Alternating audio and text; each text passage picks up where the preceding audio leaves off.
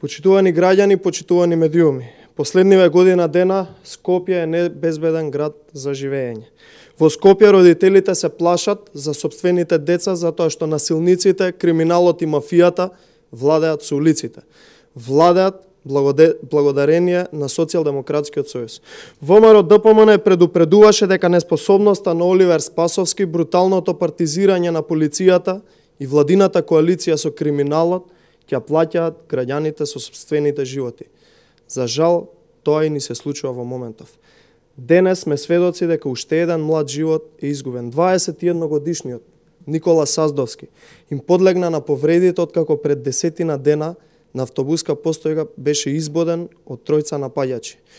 За жал, овој случај не е ниту прв, а за жал со однос на заштитничкиот однос на власта кон криминалот веројатно нема да биде ниту последен. На местото на несреќниот Никола можеше да биде било кое друго момче. Има ли поголем апсурд за правниот систем кога против напаѓачите МВР поднесува само кривични пријави за насилство, а млади момчиња ги губат своите животи? Почитувани, овде не станува збор за насилство, туку како што видовме за брутално убиство. Има ли поголем апсурд кога владата и МВР најпрво им прикриваат, а потоа заташкуваат убиство на исто така млад човек Мартин Јанушев? Почитувани, има ли поголем апсурд кога пред само неколку месеци имаш исто прободено малолетно дете на автобуската постојка Рекорд во самиот центар на Скопје, тоа беше некаде на 1 март, а министерот Спасовски и Социјалдемократскиот сојуз ја лажат јавноста за професионално работење. Криминалот секојдневно го гледаме по улиците, а младите се плашат кога излегуваат навечер за сопствениот живот. Скопје, за жал, стана едно криминално гето, каде што родителите не знаат дали децата ќе им се вратат од град живи и здрави дома.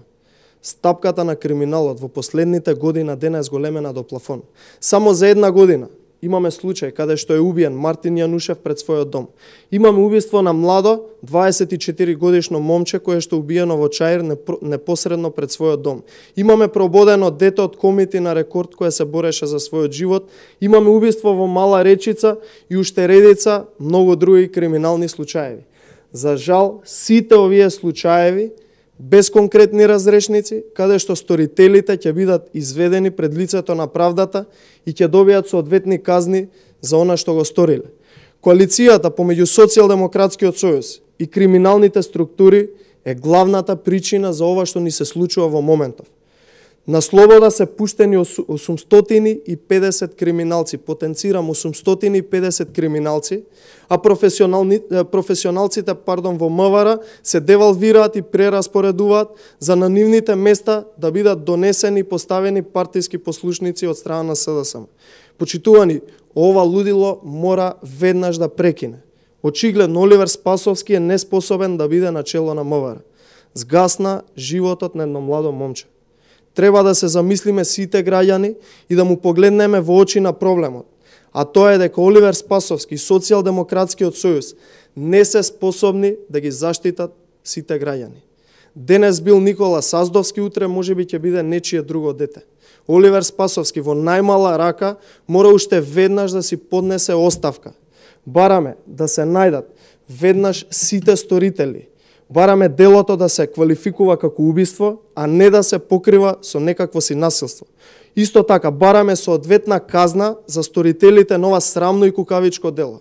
Ова е најмалку што може да се направи за малиот Никола Саздовски да може да почива во мир. Ви благодарам.